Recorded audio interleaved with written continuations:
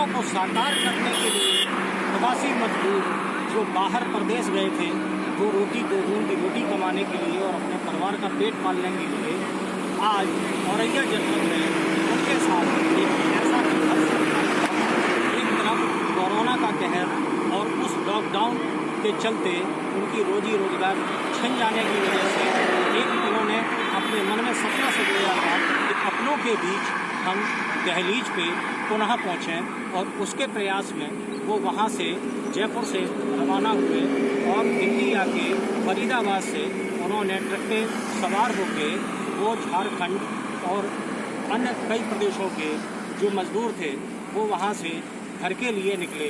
और उनके अंदर एक जज्बा था, एक जुनून था कि अपने घर पे हमें पहुँचना है, कि कब जल्दी से जल्दी अपने अपनों के बीच में पहुँचे। ये सपना लेके जब वो चले औरैया जनपद में, जैसे ही वो उनका प्रवेश हुआ, यहाँ दो गाड़ियों के भीषण भिड़ंत में इतना बीभत्स हादसा हुआ जिसमें 24 प्रवासी मजदूरों की मौत हो गई।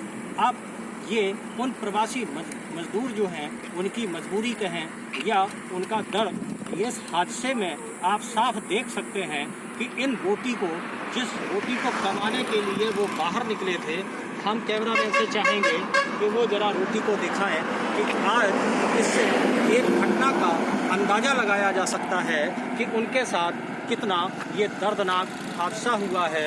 ये रोटी के टुकड़े बता रहे हैं कि घटना किस तरीके की दर्दनाक हुई है। यहाँ रोटी के टुकड़े जिस तरीके से हुए हैं, उनके परिवार के सपने भी इसी तरीके से चकनाचूर हो गए। हम कैमरामैन से चाहेंगे कि ज़रा पीछे दिखाएं जहाँ पे ये घटना विभत्स हादसा हुआ है। ये वो घटना स्थल है जहाँ पे 25 और 24 परिवारों का जो घरों में अंधेरा छा गया। यहाँ आप देख सकते हैं जो पीछे जो जहाँ पे गाड़ी पलटी है और इन बोरियों में दब के प्रवासी मजदूरों की जो दर्दनाक मौत हुई है।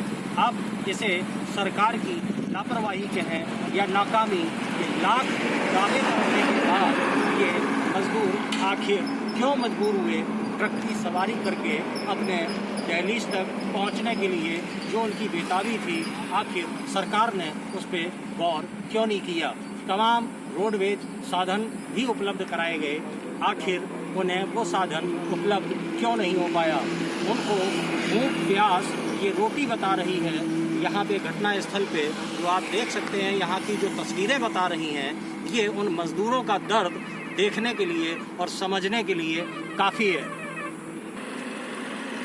इस घटना स्थल पे आप देख सकते हैं कि ये जूते चप्पल, हम कैमरामैन से चाहेंगे कि दिखाएं कि ये जूते चप्पल इस हादसे की बीभत्सता को साफ दर्शाने के लिए काफ़ी है। यहाँ आप पीछे भी नज़ारा है, आप देख सकते हैं कि यहाँ पे जो बोरियों के नीचे जो दबे मजदूर थे, इनको निकालने के लिए जेसीबी मशीन का इस्तेमाल किया गया, तब इनसे इनको निकाला जा सका। हालांकि एक कहावत कही गई है कि जाको राखे सान्या मार सके ना कोई। इतने मजदूरों के बीच में यहाँ पे एक ऐसा भी परिवार है जिसमें जो सदस्य 5 लोगों का जो एक परिवार था, उसी गाड़ी में सवार था और उनको कहीं खरोच तक नहीं आई और वो से बच गए। ये एक कुदरत की महिमा कहें, लीला कहें या उनका नसीब। अब उनके साथ जो अन्य मजदूर थे, शायद ही उसमें कोई ऐसा बचा होगा जिनको चोट न लगी हो। अब प्रशासन के सामने एक सबसे बड़ी समस्या ये है कि उनकी पहचान कैसे की जाए। ना ही उनके पास कोई ऐसा प्रमाण नहीं मिला उन मजदूरों के पास जिससे ये साबित हो सके कि ये यहाँ पर रहते थे और ये इसका परिवार जिसको सूचित किया जा सके, कोई संपर्क सूत्र ऐसा नहीं मिला।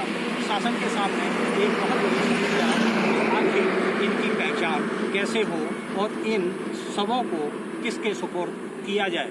प्रशासन के ऊपर भी एक सवालिया निशान ये है कि आखिर जब राजस्थान से वो चल के दिल्ली आए, फरीदाबाद और दिल्ली जहाँ पे इतनी चाक चौबंद व्यवस्था, सुरक्षा व्यवस्था है, आखिर वो वहाँ तक सब मजदूर सवार होकर वहाँ तक पहुँचे। प्रशासनिक किसी भी अधिकारी की उन पर निगाह क्यों नहीं पड़ी। जिससे कि उनको समुचित साधन उपलब्ध कराया जा सकता था। लेकिन आज सबसे बड़ा एक सवाल है, हालांकि जो उत्तर प्रदेश शासन है उसने जो है जवाब तलब किया है आगरा एसपी से, मथुरा एसपी से और अन्य जनपदों के एसपी जो संबंधित मार्ग से जहाँ से आए हैं उनसे सवाल किए हैं, उनसे जवाब तलब किया है। और इसमें जो घटनाक्रम हुआ है इस घटना स्थल के पीछे और आगे 2 जनपदों के जो अधिकारी हैं SHO उनके ऊपर कार्रवाई भी की गई है। अब देखना ये होगा कि आखिर ऐसी परिस्थितियों में इन मजदूरों का जो परिवार में अंधेरा छाया है उनका गुजारा कैसे होगा। हालांकि उत्तर प्रदेश शासन ने जितने भी मृतक जो प्रवासी मजदूर हैं उनको 2 लाख रुपए प्रति मजदूर देने का आश्वासन दिया है और घायलों को 50,000 रुपये तत्काल सुविधा उपलब्ध कराने का निर्देश जारी किया है। वहीं दूसरी तरफ विपक्ष के सपा के मुखिया जो अखिलेश यादव पूर्व मुख्यमंत्री हैं उन्होंने भी जितने भी मृतक हैं उनको भी सहायता देने का आश्वासन दिया है, ट्वीट किया है। अब देखना ये होगा कि क्या इन प्रवासी मजदूरों को इतनी जो सुविधा दी जा रही है उसका उनको लाभ कब तक पहुंचता है और उन परिवारों में शायद कुछ राहत महसूस की जा सके।